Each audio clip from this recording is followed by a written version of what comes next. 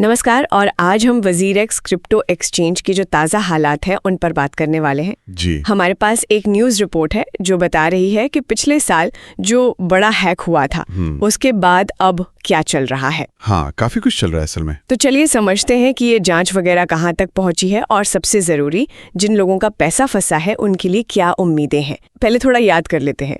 ये घटना थी 18 जुलाई 2024 की। हाँ बिल्कुल। वजीरेक्स जो कभी भारत का काफी पॉपुलर क्रिप्टो एक्सचेंज माना जाता था, हाँ, टॉपर था एक समय। उसी पर एक बड़ा साइबर अटैक हुआ और बात चौंकाने वाली ये थी कि करीब 2000 करोड़ रुपए, बहुत बड़ा अमाउंट था। हाँ, एक्सचेंज का लगभग 45% क्रिप्टो रिजर्व हैकर्स उड़ा ले गए। और शुरुआती जो ब्लॉकचेन एनालिसिस हुई थी जी। उससे तो नॉर्थ कोरिया के लाजरस ग्रुप का नाम सामने आ रहा था। हाँ, वही कुख्यात ग्रुप। तो ये तो हुई घटना।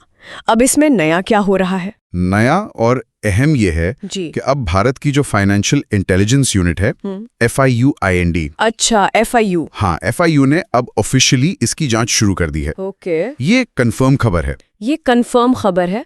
ये खबर सीधे FIU से तो नहीं आई है, पर एक क्रिप्टो कम्युनिटी है जस्टिस फॉर वजीरेक्स यूजर्स करके, उन्होंने कोई लीक हुआ दस्तावेज शेयर किया है और उसी से ये बात सामने आई है। अच्छा, तो FIU की जांच भी शुरू हो गई। ये लीक दस्तावेज वाली बात, इस पर कितना यकीन किया जा सकता है और क्या ये जांच सिर्फ वजीरेक्स तक ही रहेगी? देखिए, लीक दस्तावेज की बात है तो थोड़ा सवाल रहता है हमेशा, पर FIU का जांच शुरू करना अपने आप में एक बड़ा डेवलपमेंट है। सही बात है। और दिलचस्प बात यह है, जैसा आपने पूछा, कि शायद ये जांच सिर्फ वजीरेक्स तक सीमित ना रहे। मतलब खबरें तो ये भी कह रही हैं कि इसमें बाइनेंस के साथ जो उनके पुराने लेन देन थे, अच्छा, और यहाँ तक कि पाकिस्तान और जम्मू कश्मीर जैसे संवेदनशील इलाकों से जुड़े कुछ ट्रांजैक्शंस की भी जांच हो सकती है। अरे बाप रे, तो ये मामला को काफी पेचीदा लग रहा है फिर। हाँ, काफी लेयर्स हो सकती हैं इसमें। ये तो हुई जांच की बात। लेकिन दूसरी तरफ जो बेचारे यूजर्स हैं जिन्होंने अपना पैसा गंवाया, हाँ, उनका क्या? उनके लिए भी कुछ चल रहा है शायद। सिंगापुर वाला मामला उठाए फिर से। बिल्कुल, वो मामला फिर से एक्टिव हुआ है।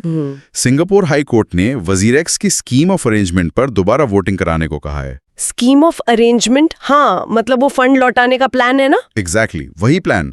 तो अब इस पर यूजर्स की दोबारा राय ली जाएगी। वोटिंग 30 जुलाई से शुरू होकर 6 अगस्त 2025 तक चलेगी। अच्छा, तो यूजर्स वोट करेंगे कि उन्हें ये प्लान मंजूर है या नहीं? जी। लेकिन पिछली बार भी तो कुछ ऐसी कोशिश हुई थी, इस बार क्या अलग है? हाँ, इस बार एक खास बात यह है कि टोकन बांटने की जो जिम्मेदारी है वो जन्माई इंडिया नाम की एक भारतीय कंपनी को दी गई है। अच्छा, इंडियन कंपनी इन्वॉल्व है इस बार? हाँ, और अगर इस बार ज्यादातर यूजर्स इस स्कीम के पक्ष में वोट करते हैं तो उम्मीद है कि 10 वर्किंग डेज के अंदर उन्हें उनके टोकन मिल सकते हैं। अरे वाह, 10 दिन में? हाँ, अगर ये स्कीम पास हो जाती है तो सोचिए, जो लोग लगभग 1 साल से इंतजार कर रहे हैं, सही बात है, उनके लिए तो ये बहुत बड़ी राहत होगी अगर ये हो गया तो। अगर ये प्लान वाकई काम कर गया, ये तो अच्छी खबर लग रही है। लेकिन एक बात और है, वजीरेक्स के जो को-फाउंडर हैं निशिल शेट्टी, हाँ निशिन, वो तो सोशल मीडिया पे वेबिनार वगैरह में काफी एक्टिव दिखते हैं, अपडेट देते रहते हैं। हाँ बिल्कुल, वो कोशिश तो कर रहे हैं कम्युनिकेट करने की। फिर भी लोग पूरी तरह से मुतमईन क्यों नहीं लग रहे? कुछ निवेशक तो इसे सिर्फ डैमेज कंट्रोल कह रहे हैं। सही कहा आपने, शेट्टी अपडेट तो दे रहे हैं, पर कई इन्वेस्टर्स को लग रहा है कि ये सिर्फ बातें हैं, दिलासा है। उनका साफ कहना है कि भाई बातें बहुत हो गई, असली भरोसा तो तब आएगा जब टोकन हमारे अकाउंट में दिखेंगे। बिल्कुल, बातें और हकीकत में अभी भी एक गैप दिख रहा है। एग्जैक्टली। वो गैप भरना जरूरी है। तो एक तरफ तो ये FIU की जांच है जिसका दायरा भी बढ़ सकता है, काफी कॉम्प्लिकेटेड लग रही है, और दूसरी तरफ ये सिंगापुर में फंसा हुआ पैसा वापस दिलाने की एक और कोशिश।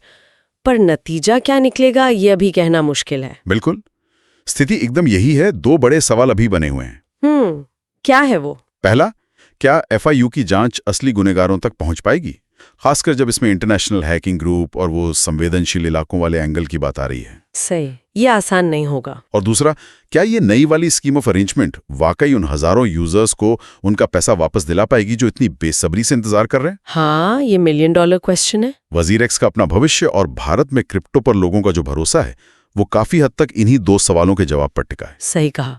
और ये सब देखकर एक बड़ा सवाल मेरे मन में भी आता है जी, कि भविष्य में इस तरह के साइबर हमलों से, हैकिंग से बचने के लिए क्या किया जाए। कैसे ये क्रिप्टो एक्सचेंज अपनी सुरक्षा और सरकारी निगरानी, इनके बीच एक सही बैलेंस कैसे बने, जिससे टेक्नोलॉजी भी आगे बढ़ती रहे और जो आम निवेशक है उसका पैसा भी सुरक्षित रहे।